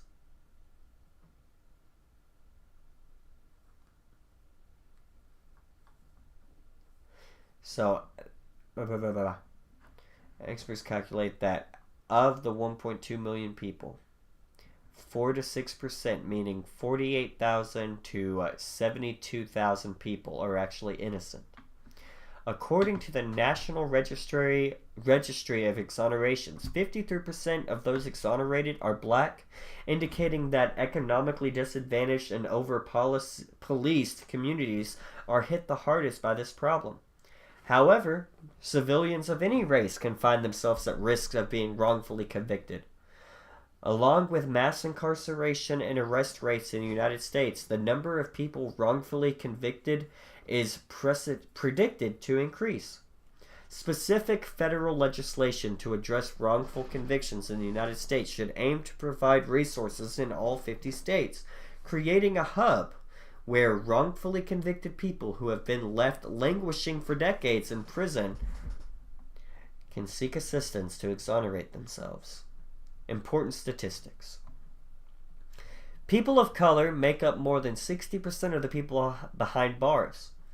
Though only 13% of the U.S. population is black, they make up 40% of the incarcerated population. Latinos account for 16% of the overall population and make up 19% of the incarcerated people. 16%, not 16 people overall. You know what I mean. I just skipped the word. According to the Center of American Progress, Despite using and selling drugs at similar rates as whites, African Americans and Latinos make up 62% of state prisoners for drug-related offenses and 72% of federal drug trafficking offenses. People of color are more likely to be searched than their white counterparts during traffic stops. National survey data also shows that black and Latinos are 3 times more likely to be searched than whites. Drug arrests account for 1/4 of incarcerated people in America, but overall drug use has remained steady. America has spent trillions of dollars on the ineffective war on drugs over the past 40 years, but the proportion of drug use has not declined. Disproportionately, it's been poor people and people of color who have been locked up. With the criminal arrest records, people with criminal arrest records are routinely burdened with impediments to employment, education, support, housing, and stability, according to ACLU. Formerly incarcerated people are routinely blocked from getting jobs, housing, and educational opportunities after their release through federal, state, and local restrictions. Because of these records, there are nearly 50,000 such legal restrictions throughout the United States. This perpetuates rearrest rates and significantly contributes to high rates of recidivism of people who have been once released from prison. And for those people who are uneducated, aka me, smackdown define the tendency to be convicted of a convicted criminal to reoffend. That's what I thought due to context, but I just wanted to see it written out in black and white. Solutions to the criminal justice reform. White-collar crimes. Understand this. Increase protection for corporate whistleblowers and heavily penalize corporations that engage in retaliation and discrimination acts of whistleblowing in which the same way as implemented in the EU Whistleblowing Directive. Encourage corporations to implement a culture of protecting whistleblowing. Increase FBI and other corporate watchdog organizations staffing and funding to specifically target corporate crimes. Ensure that CEOs and executives are held criminally liable when their corporations knowingly do harm. Executives should not be able to hide behind limited liability corporations to avoid personal accountability. Reintroduce the Glass-Steagall Act immediately to ensure commercial banking is separated from the investment banking and prosecute banking executives for breaking those rules. Increase funding for cybersecurity departments and target criminals who steal personal data in order to commit fraud. Advocate for nationwide legislation to support the wrongfully convicted. Establish a resource hub in all states to aid those unjustly imprisoned for decades, facilitating their exoneration and justice. Early intervention in addressing poverty. We need to engage at-risk youth and offer them the kind of resources, education, and counseling that will help them succeed in life rather than fall into cycles of violence and imprisonment. Fund and create economic opportunities for youth. Ensure that the Department of Education has funds to provide bus and transit tickets. This would prevent our youth from being arrested for fare evasion and would provide them with the transit options to keep them off the streets. Fund after-school programs to ensure youth have opportunities to engage in fun, healthy, positive growth activities while parents and guardians are still working. Latchkey children often benefit from this kind of support. We must eliminate barriers to them receiving it. Housing rights and economic justice, that includes a living wage. Addressing poverty means addressing hunger. Hunger is the root cause of violence. And a country with, it is a root, not the root, is a root cause of violence, and the country with resources we have in the United States, and a country with the resources we have in the United States must do more to prevent hunger. Read it again. A country with the resources we have in the United States must do more to prevent hunger. In my economic and education sections, I explain what I am proposing to be done to help alleviate poverty in America. Restorative justice. We can't fit it all on one screen. Restorative justice is a reconciliation measure. Is that really as far up as they go? Good Lord. I thought I would be able to... I'm not even using them, but I just thought I would have it. Whoa. I thought I would have it a bit longer. Let's raise on up here. Does this literally not reach? Alright, cool. And now I can make you look at me a bit more. Let me see how you look over there. Do you like me? Do you think I'm pretty? Oh, because baby pushed my desk forward. That's why it's not the background anymore. It used to be the background, but now my desk is further up. That makes sense. I was wondering what was happening as far as that was concerned, but yeah, I'm not blocking any text, so I can get back rid of my screen.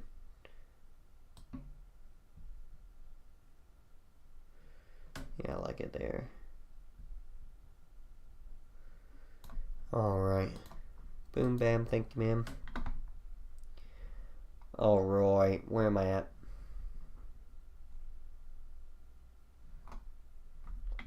Restorative justice is a reconciliation-focused justice process that can bring healing to victims and communities much more so than solely punitive-minded criminal justice approaches. Restorative justice is guided by victims' needs and allows the possibility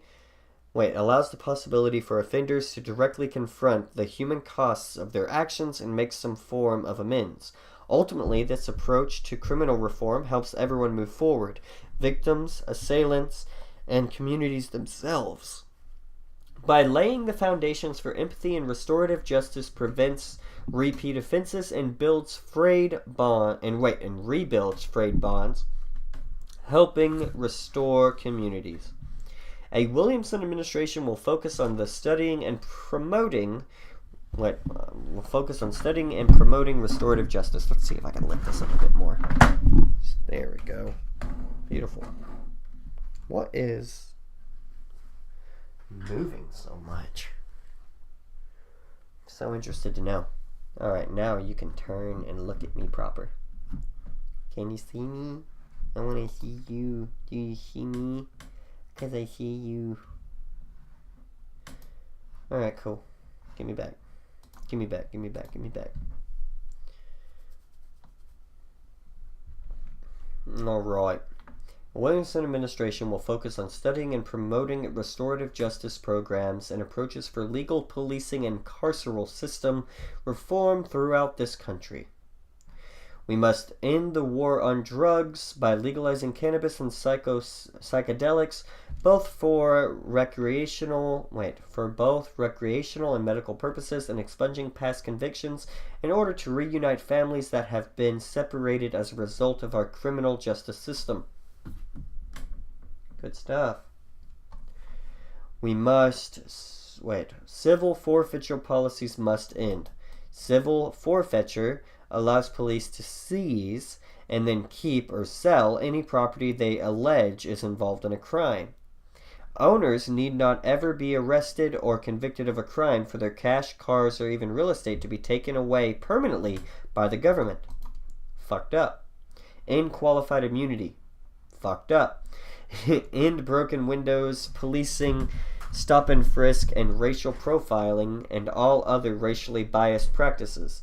End all fines and fees associated with the criminal legal process, including ticketing, cash bail, court costs, and parole and probation fees. Implement stringent limitations on the number of cases managed by public defenders. End prosecutor immunity. Never heard of that one. Let's go ahead and smack that up here.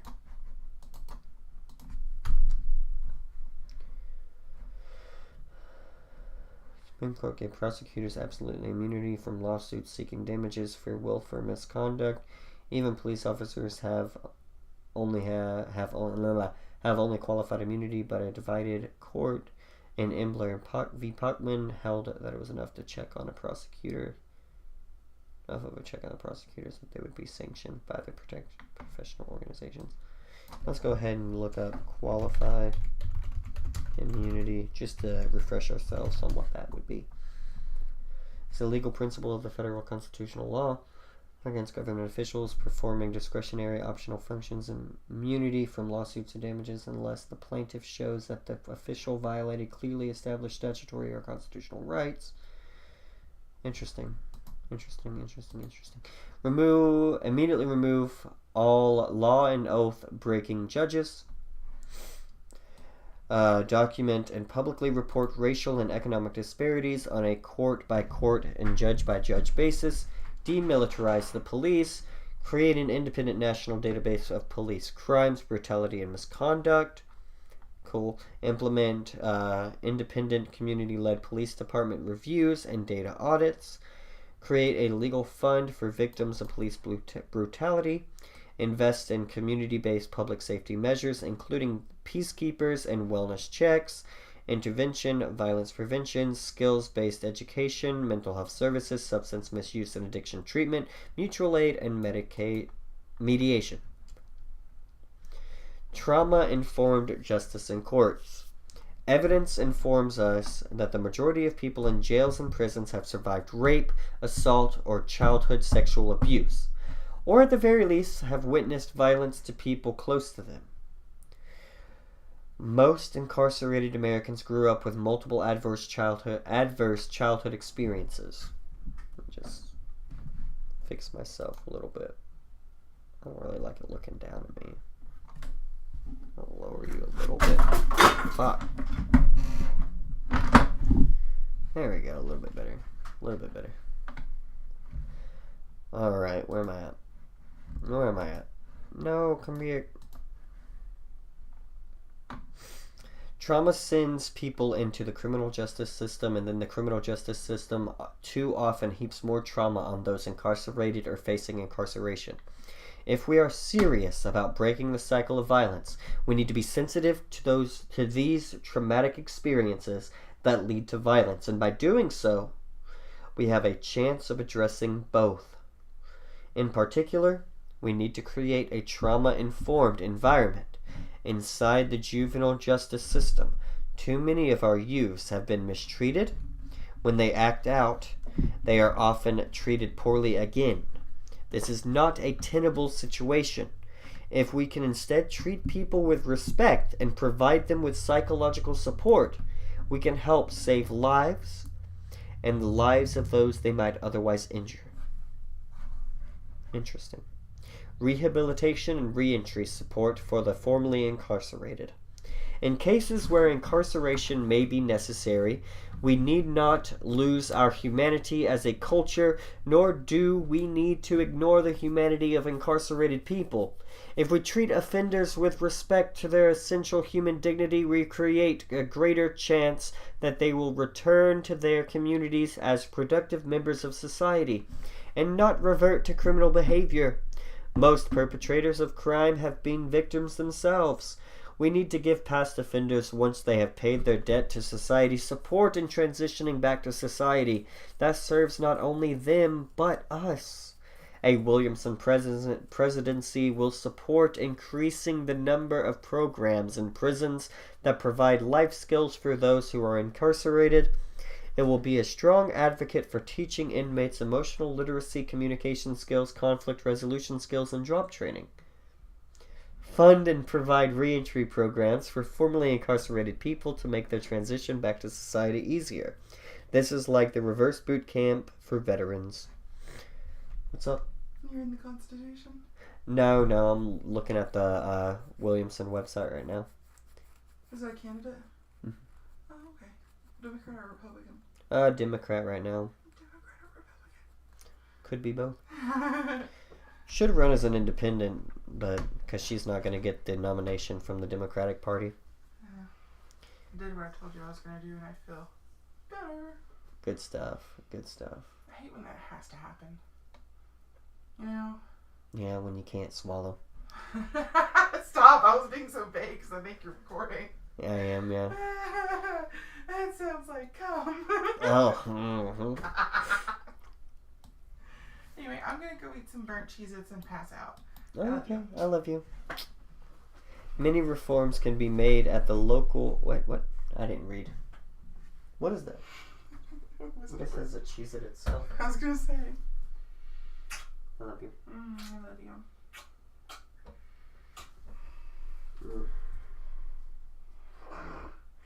Honestly. So I'm gonna go like snack and dip. Alright. I'll be in bed soon. Hell yeah, you will. I love you. I love you. Many reforms can be made at the federal level for federal crimes, but things that are under state and local control, I will use the bully pulpit and every other means necessary to raise the consciousness of these issues.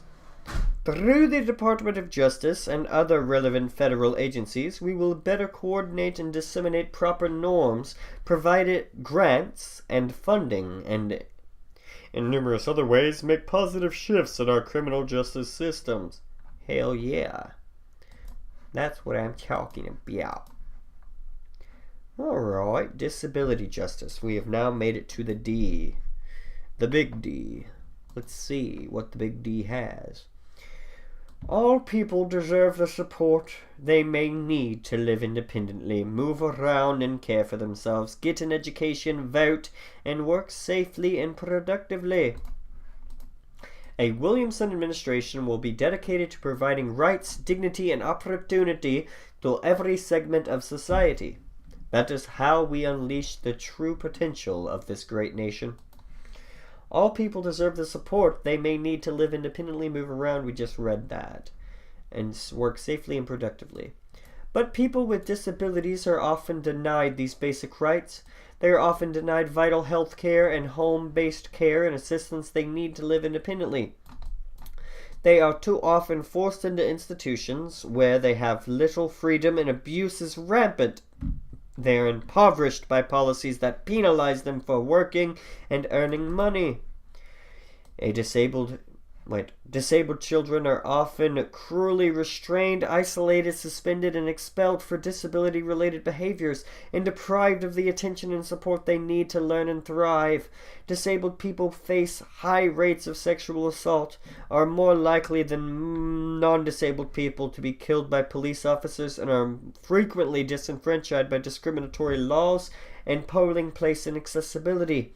They face rampant inaccessibility and extreme discrimination in everything from employment to transportation. That's sad. That's fucked up.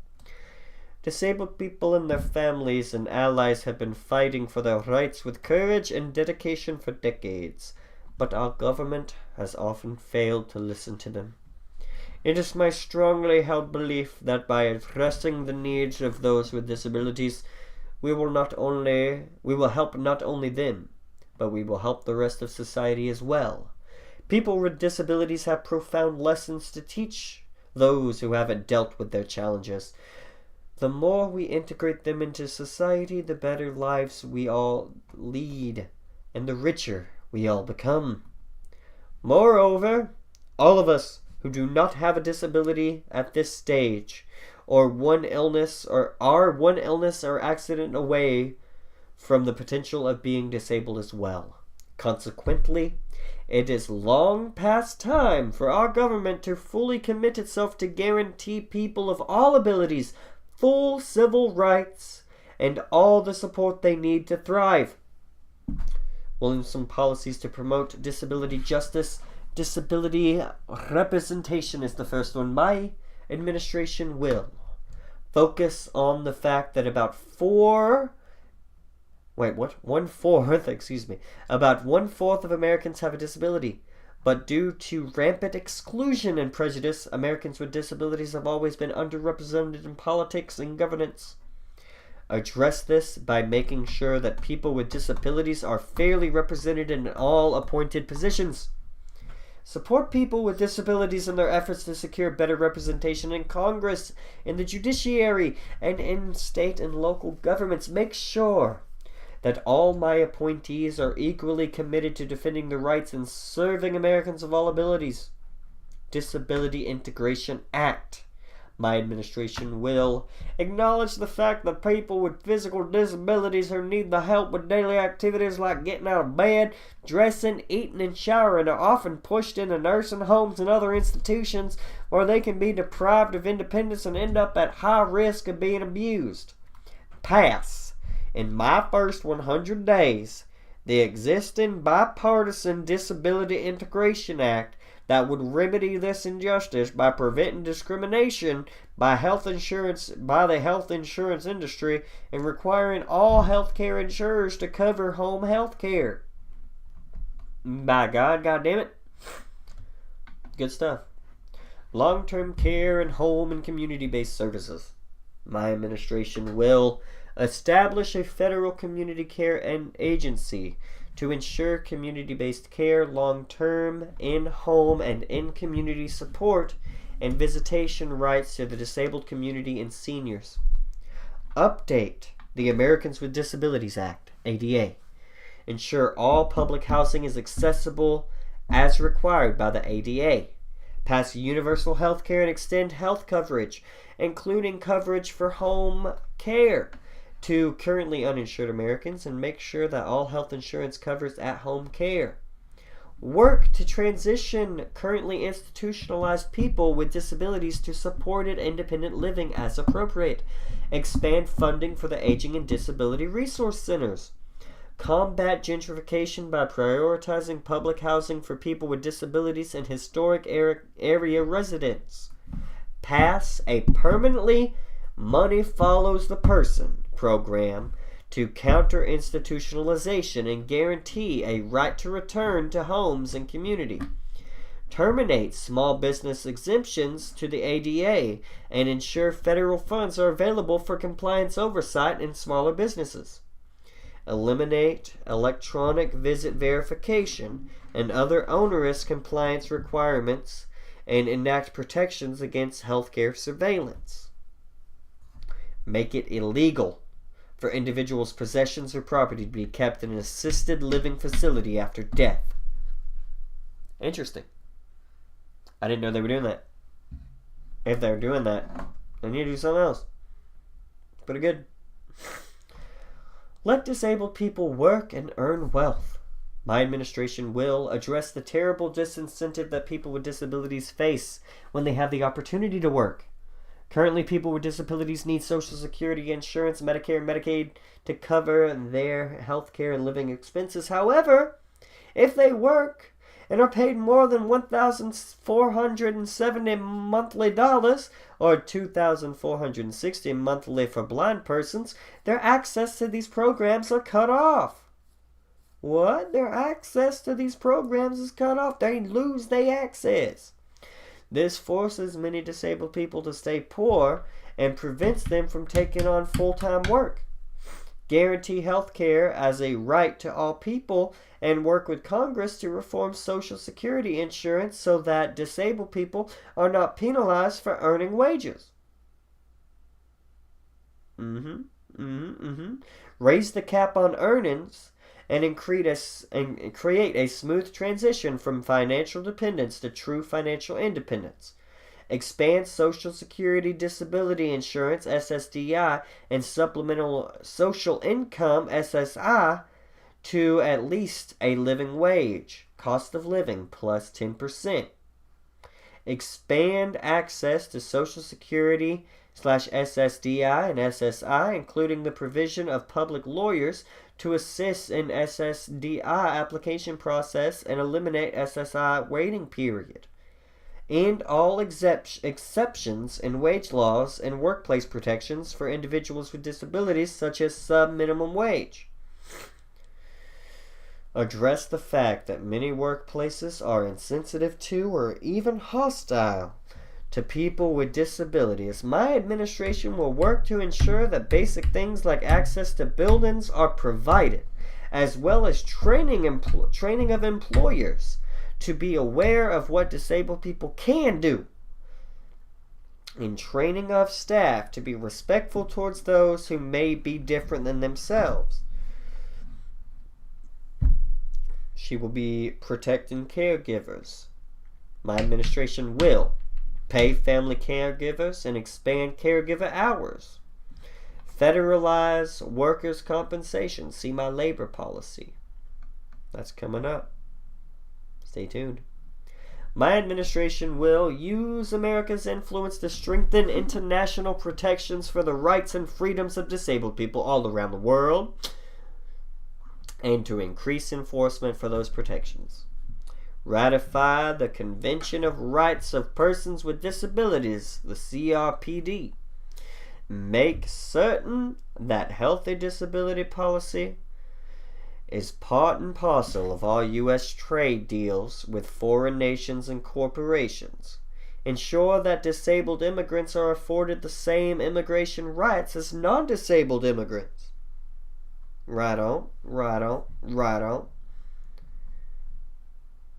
That was make disability justice a tenet of U.S. foreign policy. I hope I said that. The Individuals with Disabilities Education Act. The IDEA, the IDEA policy.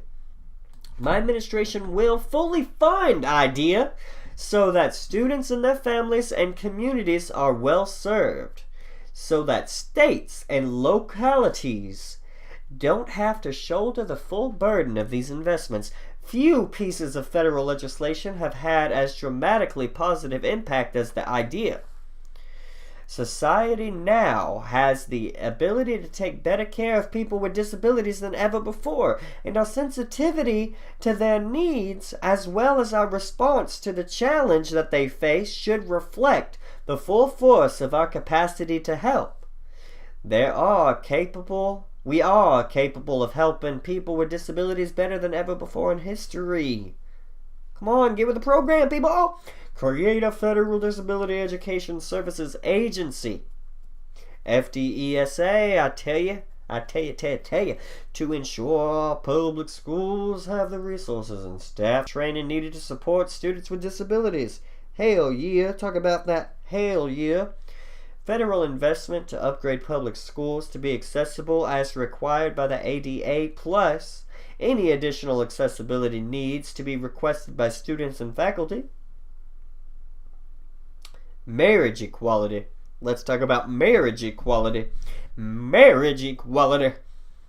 My administration will fight to ensure that disabled people are guaranteed health care and financial support they need. And the financial support they need, regardless of whether they're married. Many disabled people are unable to marry the people they love and who love them, especially if those people are non-disabled, because if they do, they lose vital supports like Social Security, Medicare, and Medicaid. Opponents of this policy claim that this is because married disabled people don't need benefits because their spouses support them financially. Now this is foolish on its face. Far too many disabled people need expensive care, which their partners can't afford to pay. And a rich nation should take care of its less fortunate. Right on. They didn't choose to be born just like you didn't. If you were disabled, you would want people to help you. You would want people to help you. Or at least it'd be better for you if people wanted to help you. Whether you want it or not. I guess whether you would want it, well, it's a forever hypothetical until it happens. So it's kind of pointless to argue what you would and wouldn't want in that scenario. I think it would be better if you were disabled and you had what she's proposing here. I'm just saying. Pretty cool. Establish federal marriage equality for individuals with disabilities. Neat. Your marital status should not affect your benefits.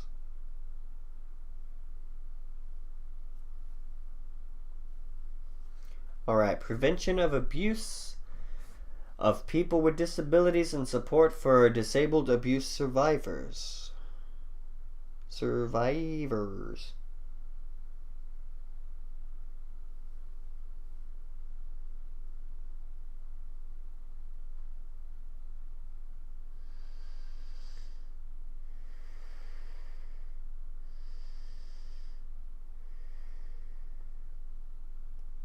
Sorry.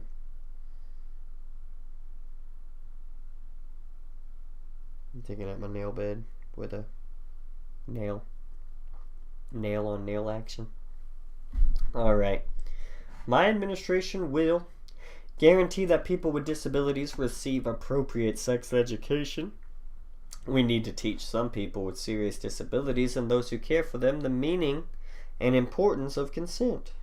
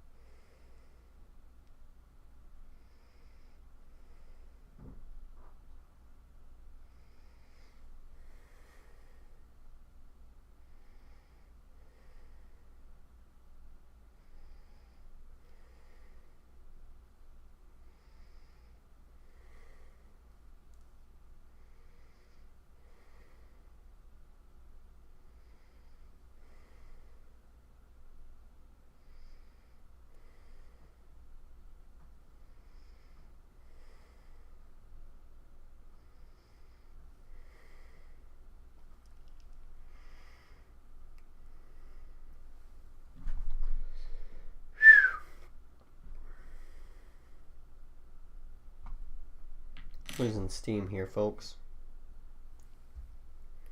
Let's just see where we're at as far as time-wise.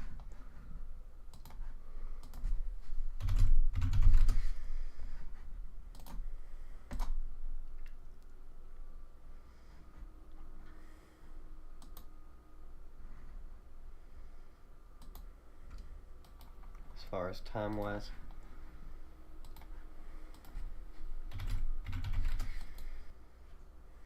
One watching now, I bet that's me. That's what I look like? Jesus Christ.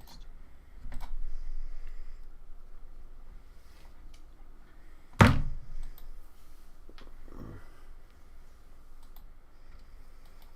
far as time-wise.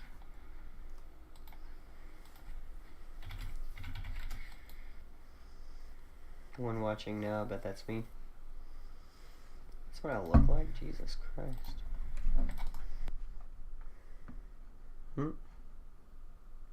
About to start a fucking... A little hot in here. Honestly.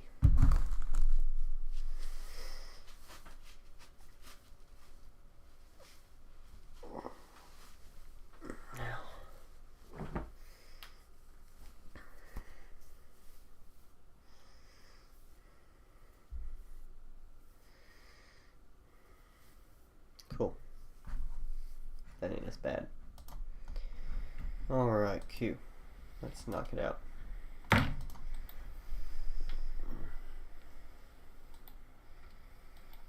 far as time-wise.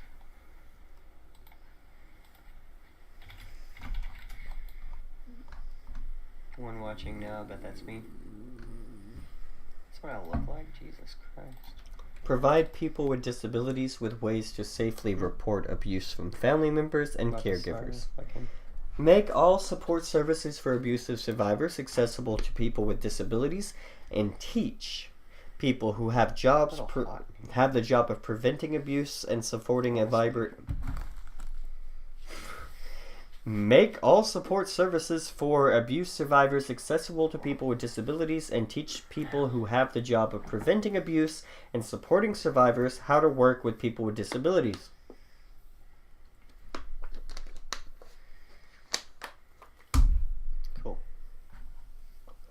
that. Damn. Alright, Look cute. like him. Let's knock it out.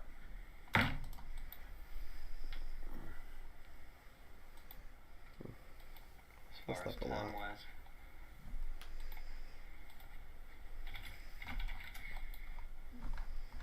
One watching now, but that's me.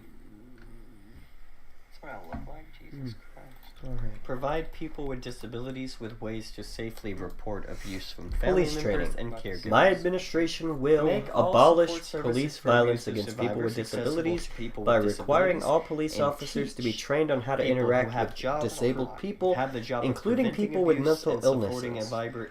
Involve people with disabilities, people with mental Make all illnesses, and support their services families and for abuse caregivers in survivors drafting accessible to people and with providing this disabilities training and teach people curriculum. who have the job of Nothing preventing about abuse us without and supporting us. survivors how to work with people with That's true. disabilities. That's true. Require federal funding for social workers on local police police Damn. forces. Alright, Look cute. like him. Let's knock it out.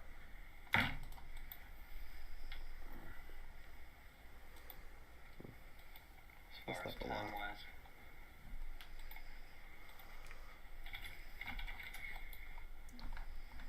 One watching now, but that's me.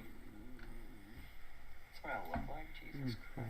Alright. Provide people with disabilities with ways to safely report abuse from family Police members training. and caregivers. My administration will Make all abolish support services police for violence abusive against people with survivors accessible disabilities to people by with requiring disabilities all police and officers to be teach trained on how to people who interact have with jobs disabled people, have the job of including preventing people with abuse mental and supporting a illnesses. vibrant. Involve people with disabilities, people with mental Make all illnesses, and support their services families and for caregivers abuse in survivors drafting accessible to people and with providing this disabilities and training teach people curriculum. who have the job of Nothing preventing about abuse us without and supporting us. survivors how to work with people with That's true. disabilities. That's true. Require federal funding for social Eliminating workers disability-based on local disenfranchisement and and polling police place forces. accessibility. My administration will make it mandatory for every state to offer mail-in voting, remove the laws that are on the books in too many states that prevent people with disabilities who need guardians to assist them with household and healthcare management from voting even if they are fully competent to do so. Require polling sites to be accessible, require accessible voting machines to be available and kept in good condition, and require poll workers to be trained to support voters with disabilities. Provide proper, accessible transportation to and from polls when necessary, or alternatively, assistance in voting by mail. Including people with mental illnesses. Involve That's good people stuff. with disabilities, people with mental illnesses, and their families and caregivers in drafting and providing this training curriculum. Have the job of Alright, we got a couple more. Without us. Mental health crisis among our youth. My administration will ensure federally funded mental health care is provided for youth and teenagers experiencing mental health crisis. My administration Ensure will make it every mandatory state for every has state access to offer telehealth mail-in so that voting, visiting a mental remove the health laws that are provider on the books is in too many states accessible that for prevent our people youth with and college disabilities who students need who guardians to travel away assist from them their with household healthcare and healthcare providers. management from voting even if they are fully Good. competent to do so. Good. Require polling But sites to be accessible, medical require healthcare for accessible youth voting machines to be and available and teenagers, kept in good point condition, blank period. and require poll Youth and workers to be teenagers trained and to support adults, voters with point blank disabilities, period. Not just provide those who are proper, experiencing accessible crisis. transportation to Because and from oftentimes when polls we're when experiencing necessary, crisis, or it's way too alternatively late. trained on how to interact We assistance need, in of voting course, by mail. crisis. Maybe if crisis is all you can get done, fund that shit. That's good stuff. But we really need it from conception onwards. Intellectual disability. My administration will reflect the fact that society now has the ability to take better care of those with intellectual disabilities than ever before. At every stage of their lives, our sensitivity to their needs and our response to the challenges that they face should reflect the full force of our capacity to help. Put in place best practices around the nation. Treatment principles have evolved over the years. Now we have communication intervention techniques, improved social interaction methods, specially trained therapists' behavioral intervention skills, improved approaches to environmental arrangements, techniques that involve arranging one's environment to encourage healthy interactions, incidental teaching with uses behavioral which uses behavioral procedures to teach elaborated. Of course, crisis. maybe if crisis is all you can get I done, don't know what that's fund supposed to that be. shit. That's good stuff. But we really Or like need those it prepositions. from I guess I'm just conception like onwards. incidental teaching, which Intellectual uses behavioral procedures to My teach administration elaborated will language and reflect the foster fact that interpersonal society skills, now which would make has sense the to ability to take better care of those with milieu intellectual therapy, disabilities than ever before. and many, many At others. every stage of their We lives, must our rise to the sensitivity challenge of needs caring and our for some of response to the the challenges most that they historically face neglected to and abused reflect Americans the by full providing force them with of our cutting-edge compassion. treatments that can enable Put them in to place contribute to best society practices around the and nation. live productive and Treating satisfying principles lives. evolved In over the years. conclusion, Now we have everyone communication deserves intervention full techniques, human and finding civil social rights interaction protections methods, and all especially accessibility trained and therapists, support behavioral they need to live and skills, thrive. improve The Williamson approaches to administration will environmental work with disabled arrangement people techniques that and their involve families and arranging one's caregivers to environment ensure that our healthy country interactions. provides those with Incidental disabilities teaching the with respect use they deserve behavioral as procedures infinitely valuable and with precious users human of beings. behavioral procedures. It's way Quite to beautiful, teach actually. elaborate. Quite beautiful. I'm a big fan of this so far. Everything I've seen has been kind of a home run with just a little bit more specifics and some better links and evidence to support it. I mean, good stuff. It's all been good stuff. Root causes, not treating symptoms. Building sustainable systems, not short-term profit. I mean, I'm all for it. Good stuff. Drug policy. Let's see. She is now talking about the policy. Let me get these back open so I can get them again. How long is the drug policy? Alright. We're gonna take a break and I will come back to do this at a later time. Cool beans. Cool beans.